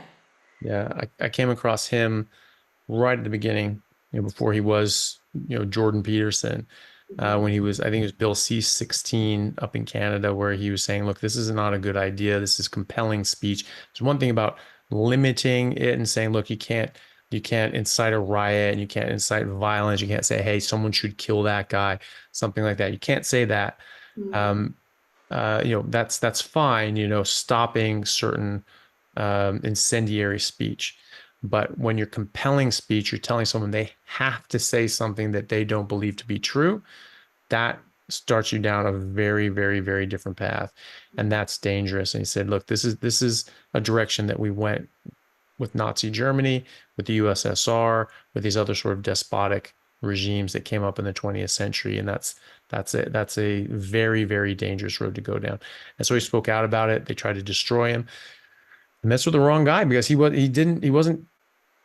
just, talking out of his ass. He wasn't just saying that for no reason. Like, he had a depth of knowledge and experience as to why he felt that that mattered. And so he was able to, to fight back. And, them trying to destroy him actually catapulted him into international fame and recognition, albeit a lot of people trying to tear him down and him having to defend himself. And now they just don't mess with him, really. It's just like, Yeah. it's just not going to work. They're Yeah. just like, all right, you just go over there, and we just will try to ignore you. Mm. And but no, I've always found it very, very interesting. And interestingly enough, I found one of the things that got me really interested in him was, he was saying very similar things in similar ways and coming to very similar conclusions to my favorite thinker of all time, Thomas Sowell, who's an American economist and one of the most brilliant human beings, one of the most brilliant and well-developed thinkers that America has ever produced, just absolutely hands down. And um, Jordan was coming to similar conclusions that Thomas Sowell was, but from a different direction. He was coming from a psychology of the man and historical point of view, because he was obviously a student of history, and then Sowell from logic, philosophy, economics, and historical point of view, and they were coming to very similar conclusions. And it was just like, oh, has Jordan read Sowell? Like, he must be a fan of Sowell. And I sort of saw something he was talking about where he got put onto a Sowell book, and it's like, oh, this is, it's very interesting. I'll have to see what I think about it. I'm like, holy shit, he hasn't been reading it. So he actually independently came up to similar things that Yeah. Sowell said. I was very impressed by that, Yeah. and I sort of wanted to know more, and so I started sort of looking into him more. But no, I think he's been a very interesting person to follow, has a lot of very interesting ideas. And I think at the very least, what you can say is that he's opened the conversation up in very positive ways. Whether you like him or you don't like him, he's at least opened the discussion and the conversation, at least held the door open for other people to have a conversation in the first place. Because when he came to prominence, it was because they were trying to shut that door and shut down that conversation and say, you're not allowed to have that discussion at all. And so whether you agree with them or not, at least you have the ability to agree with him or not. Whereas the people that he's been pushing back against were trying to shut down that conversation and make it so that conversation never happened. And whether you agreed with it or not, it didn't matter. You weren't allowed to talk about it. And so obviously that is not a world that any of us want to live in. Hey everyone, if you need a little extra help getting started on a carnivore diet and my online resources that I have for free aren't enough for you, you can go to www.howtocarnivore.com and sign up for a 30-day carnivore challenge, where you'll have online resources, group support, weekly Zoom meetings, as well as the ability to chat live with myself, Simon Lewis, and the others in the challenge who can help you and support you and give you extra advice and help you along the way. So if that sounds like something that would be beneficial to you, then please go to howtocarnivore.com and sign up. All right. Thanks, guys. We'll see you there. Yeah, if you Google I mean, I Googled him like 10 years ago when he was talking with Michaela when she was really sick. And if you look at him then Yeah. and look at him now, it's scary. The difference. Like, the man glows now. Whereas if Yeah. you look at him 10 years ago, he was pale, he was depressed. He literally talked like this and was like, well, my daughter is very sick and no. Whereas now he just literally shows up like he owns the place. His skin Mm, is glowing. He's lost all that weight. He's not depressed. mm, Like even just looking at the difference in him and Michaela from mm. switching to a carnivore diet is incredible. But I always felt like he's the Alan Watts of his generation, the kind of the free thinker and allowing people to open their mind up and letting men be powerful and letting women be powerful in their way. He's definitely kept avenues open for everyone. And he's a Yeah. big advocate for this diet. And yeah, I remember Googling him, like, when did he even start this? And just finding like an interview from him, I don't know, like 10 years ago. And I was like, wow, is that him? Like, Mm. I've never seen him look like that. He was overweight, pale, depressed, like he's different. It's incredible. I highly recommend people go and look at that. It's Very different. amazing. Yeah. Yeah. Yeah. I saw a TED talk of his, where before, he came to prominence, and he was talking about, his field in psychology, and he was quite a prominent figure in that field. So, but yeah, it was very slow moving, very poor Yeah. posture, sort of hunched down, this big gut, Yeah. very, very big trunk, sort of trunk obesity, uh, thin hair, Yeah. I His hair's mean, like thicker very now. thin, yeah, way thicker. And so very thin, face was all puffy and inflamed, and yeah, and he's just moving around. He's talking about these things, and he's trying to sort of talk in certain ways that if they were coming from Jordan Peterson now with that energy and life and vibrance, they would hit with a lot of impact. But because he was just in the doldrums of his own health, and he was just sort of, well, saying these sorts of things. It was like it just didn't have the same punch, and so yeah, I mean, you just see a very, very different side of him now that he's healthy, and which is great for all of us. I just really wish I could get a hold of Thomas Sowell. I don't know if anybody knows Thomas Sowell or friends with him. Please reach out to me. I would love to get in touch with him and get that man on a carnivore diet so we can get another 30 years of his brilliance, because he's in his 90s now, but he's still pumping out books. So he published a book on his 92nd birthday, and the man is just iconic and prolific. Yeah, have you come across him before? I don't know him. I've never heard of him. I'll have to He look at. is he's like he's like the pinnacle of thinkers, of modern thinkers. And I seriously, I think he is quite honestly the most brilliant and well-developed thinker that America has ever produced. I Hands down, and he has, as he said about Milton Friedman, who's a Nobel Prize winner in economics. That was his mentor in his PhD. He said about Milton, but 100% applies to Sowell, is that he's one of those rare individuals that has a combination of both brilliance and common sense.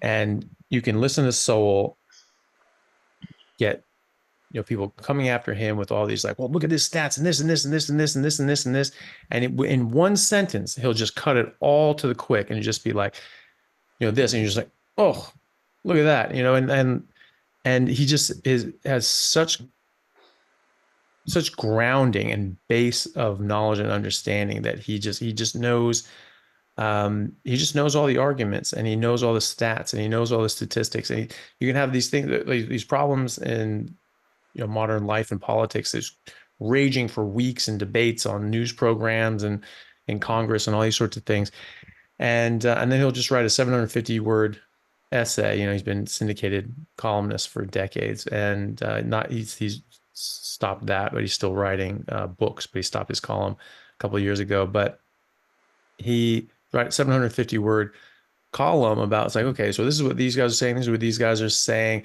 here's the evidence behind it, here's the thing, here's what's actually going on, and you show that, yep, that's it, that's all there is. It's the end of the discussion. It's like he writes like it's like a mathematical proof. It's just like this, so logical. It's beautifully written. He's a beautiful writer. It's really interesting to listen to, but it is so logically airtight, and it's just facts and data, and he just lays it out. He doesn't tell you this is what you should think. He just says, like, look, here's the information, do with it as you will. Yeah. And you're like, yeah, well, that's it. That's just airtight. I love that. And no, he's absolutely amazing. I think you'd be really fascinated by his work. Yeah, it sounds like it. Because I love how Jordan Peterson can do that same thing. They Yeah, throw something at him and he just goes, duh, duh, duh, duh. That's it. He yeah, doesn't use extra words or fluffy words or try and pad anything out. He just says it as it is. Here's your statistics. This is what we've done. This is why you think that. This is what it is. Done. It's yeah, incredibly impressive.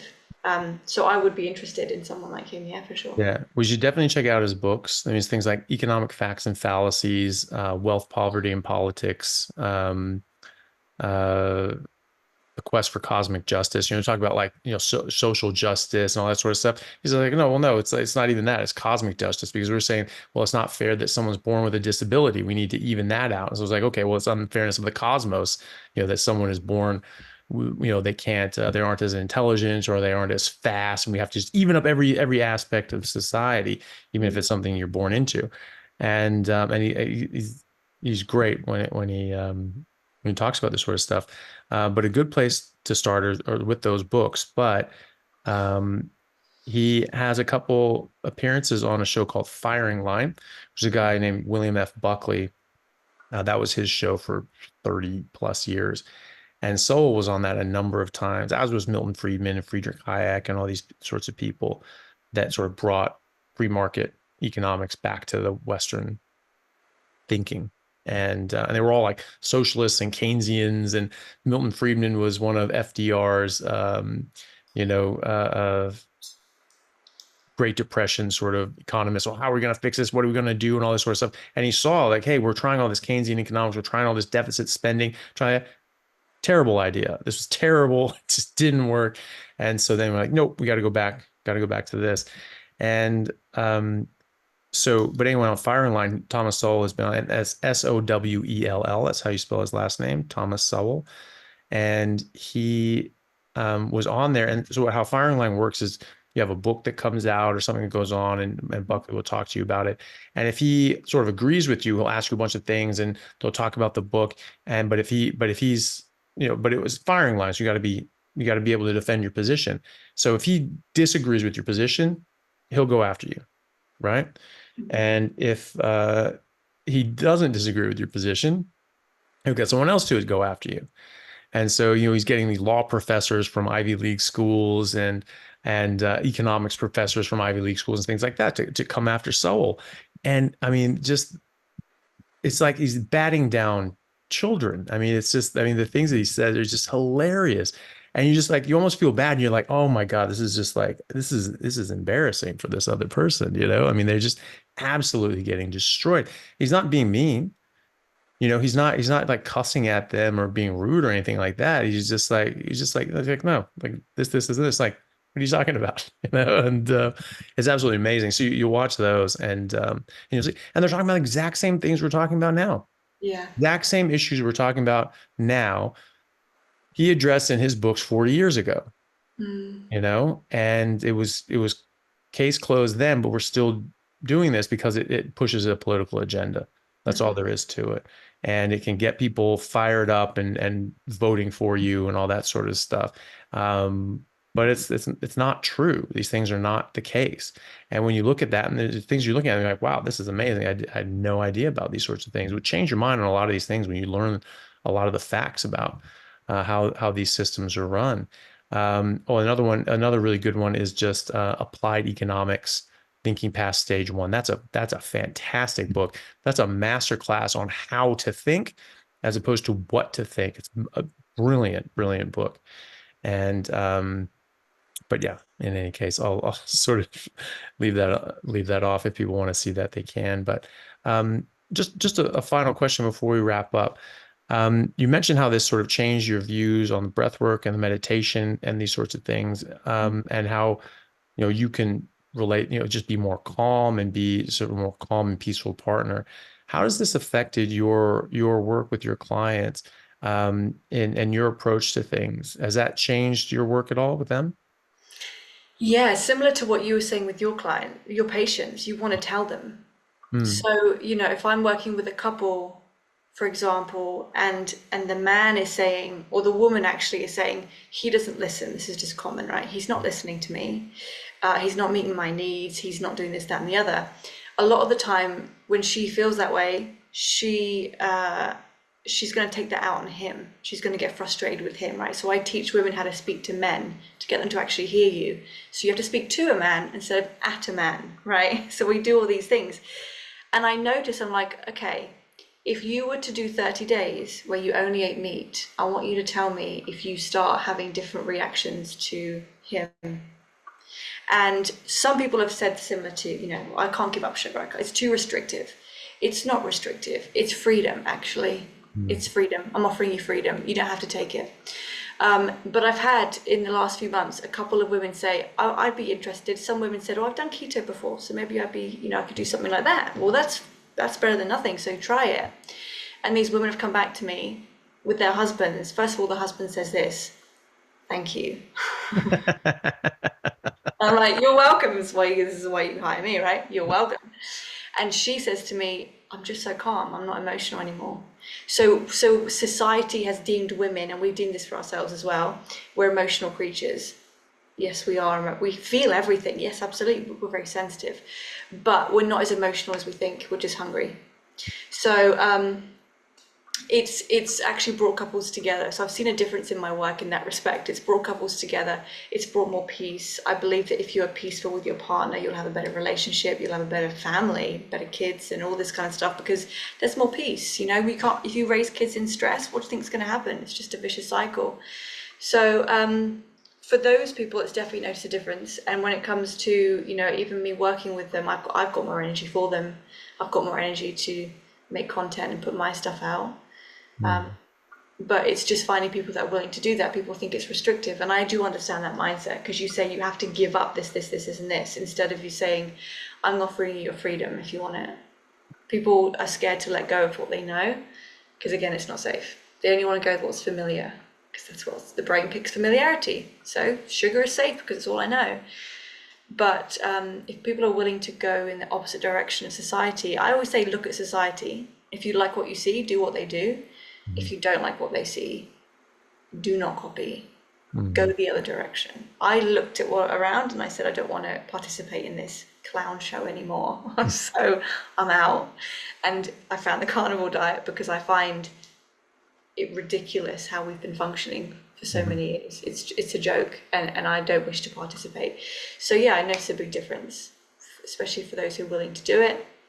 But I think as well, even people that watch my content, they say, oh, you kind of make me want to be peaceful. You kind of make me want to be better. I'm like, yeah, cool.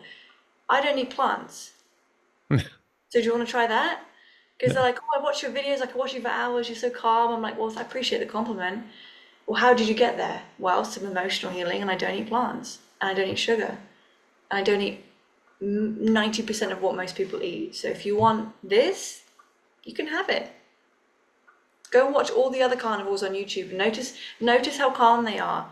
Watch watch one of your videos, and then go watch a vegan's video of him slandering and slagging off people and criticizing and abusing and bullying other people because he's so freaking hungry. He's become a bully. Go watch him, and then go watch your stuff and Canberry and how calm and satiated they are, and tell me who you want to be more like. Yeah, exactly. There's a guy on Instagram, and I think it's Brandon Carter, and he goes by King Keto or something like that, and on Instagram, and he has a lot of different sort of businessy sort of things on there. And the guy's jacked. He's like a sports model, and he's still very good shape. I think he's into his early 40s now, still absolutely shredded and muscular. And he had this video, and he has sort of like this persona. He's a bit, has that sort of that confidence, cocky sort of thing, but it's funny. Like he does it well. And he said that he's just like, yeah, I talk about, the reason I do keto is because, I'm getting closer to 40, and, I've just found this is the way that I can stay lean and muscular and have a lot of energy and all that sort of stuff. And he said, people say that, hey, Brandon, like I can't, I could never give up carbs, like I just don't think I can do that. I don't think I can do that like you do, give up carbs like you do. And he just said, I do a lot of things that you can't do. And the least impressive one of those things is not eating carbs, you know? Like, I love that. it's I love absolutely hilarious. It's so true though. Well, people really have to focus on what you're gaining and not what you're losing. Mhm. Like, really, you're choosing a piece of bread. What does bread taste like? It tastes like nothing. Mhm. You want that over like freedom and peace and health. But it does give you, like, when you eat this way, it does give you this feeling of being a superhuman. Like, yeah, you can't do what I do. Like, you Yeah. can't give up sugar and bread. You're tired, but I'm not. So, see ya. Yeah. I'm gonna go do what I gotta do. Yeah. Yeah. Yeah. It's really funny. Yeah. Great. Well, Laura, thank you so much for that. I think it's sort of time I kept you for 2 hours and sort of time's flown by. I didn't realize that, so I'm sorry. Hopefully, it didn't keep you too late, but it was absolute pleasure. Thank you so much for coming on. Please let everybody know, how do we get a hold of you? How do we follow you and see more of your work? Yeah, so my brand, my company is called Reigniting Women. So people can go to reignitingwomen.com if they want to find me, or look at my courses and classes. And if they go on any social media platform and type in Reigniting Women, that's where they'll find me. YouTube, Instagram, all of the social medias is same name.